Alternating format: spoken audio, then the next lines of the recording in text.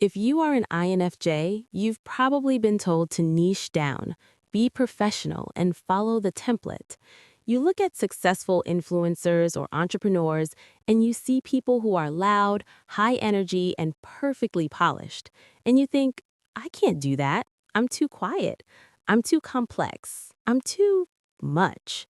But here is the secret of the modern economy. Templates are for commodities. If you can be summarized in a template, you can be replaced by AI.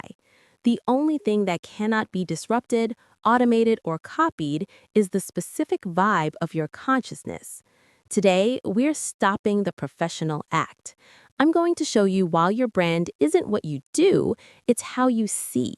We're going to build your personal monopoly based on your radical authenticity.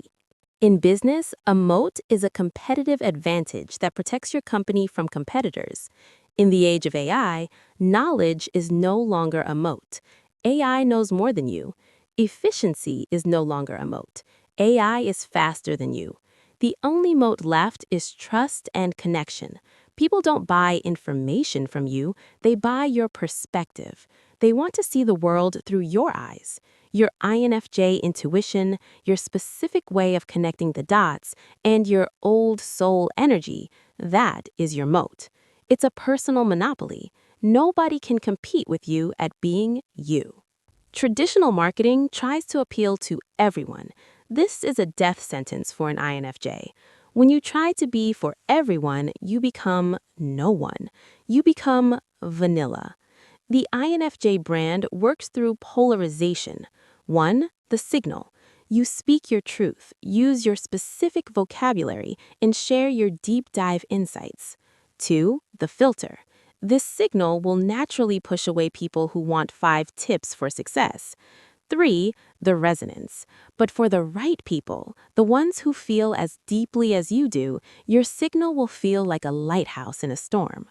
Being yourself is vulnerable. If someone hates your corporate persona, it doesn't hurt. But if someone hates your actual thoughts, it feels like an attack on your soul. So you stay safe. You stay generic. But remember, a generic brand is a forgettable brand. To be loved by the few, you must be willing to be misunderstood by the many. In a moment, I'm going to show you the vibe-first content strategy, how to create a brand aesthetic that communicates your depth before you even say a word.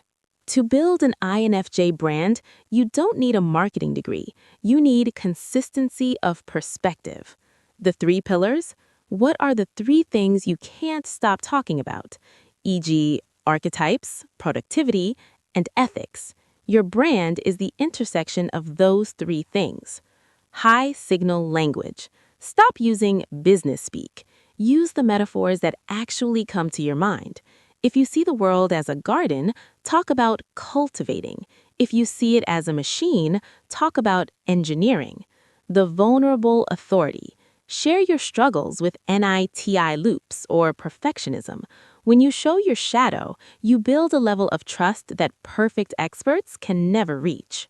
This week, we strip away the corporate mask, the jargon purge. Look at your LinkedIn, your website, or your social media. Delete every word that sounds like it was written by a committee. Replace it with a sentence you would actually say to a friend. The unpopular opinion post. Share one belief you have about your industry that goes against the grain. Don't be edgy for the sake of it. Just be honest. The visual vibe check. Does your brand look like a sterile office, or does it look like your internal library? Change one visual element, a font, a color, an image, to reflect your actual aesthetic.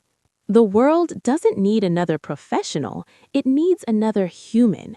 You have spent your life feeling like an outsider. In the creative economy, that is your superpower. Stop trying to fit in. The more you lean into your specific, weird INFJ self, the more the world will beat a path to your door. Your soul is the moat. Build the castle.